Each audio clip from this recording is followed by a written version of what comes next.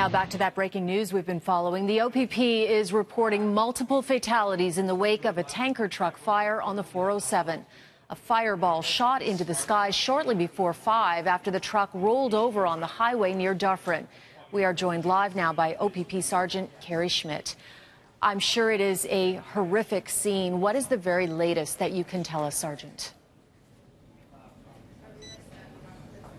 I can tell you the fire continues to smolder here on the eastbound lanes of Highway 407 right over the West Don River between Dufferin and Kiel. Vaughan Fire is here still monitoring and making sure the fire doesn't spread in the catch basins underneath the highway.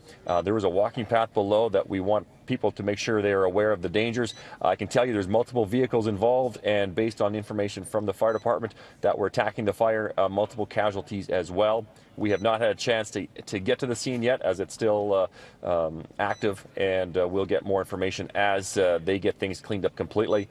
It does appear that the vehicles, one of them being a fuel tanker type truck, and other vehicle, which I don't have a description for, somehow was involved in a collision on the eastbound lanes. From witnesses and some debris on the scene, it does look like one of the vehicles, the larger vehicle, somehow crossed over from the westbound lanes over the concrete wall into the eastbound side, where it was involved in this collision, and then subsequently was ignited with fire. Sergeant, when you say multiple vehicles involved, can you give us a sense of how many that might be? Well, right now I can only see 2, but again, it's still smoking and billowing, so I don't know what else is involved. If there's other vehicles in and around the scene, I don't know. It does appear, I can see 2 for sure, but there could be other vehicles involved that we have yet to identify. And so what is the next step for police and the cleanup here? I mean, it seems like it's going to take some time, and then you not only have to let the flames die down, but then you have to try and piece together exactly what happened.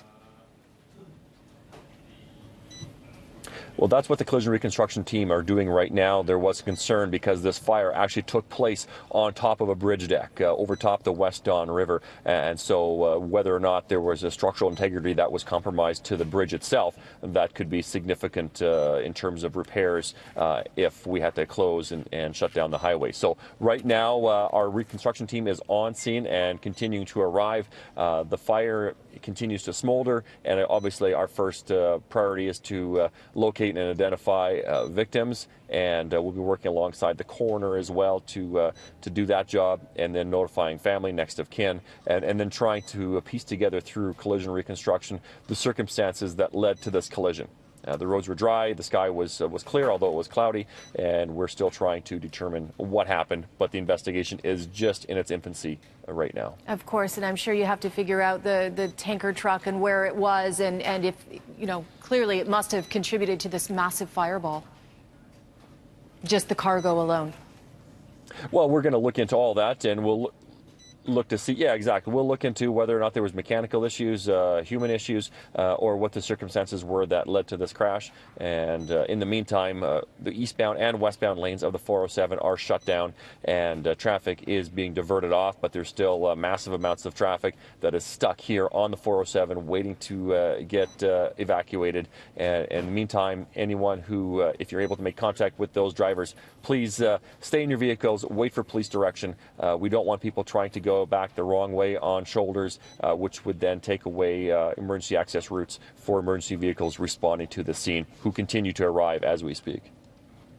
Okay, Sergeant Kerry Schmidt, thank you very much for joining us live here on City News.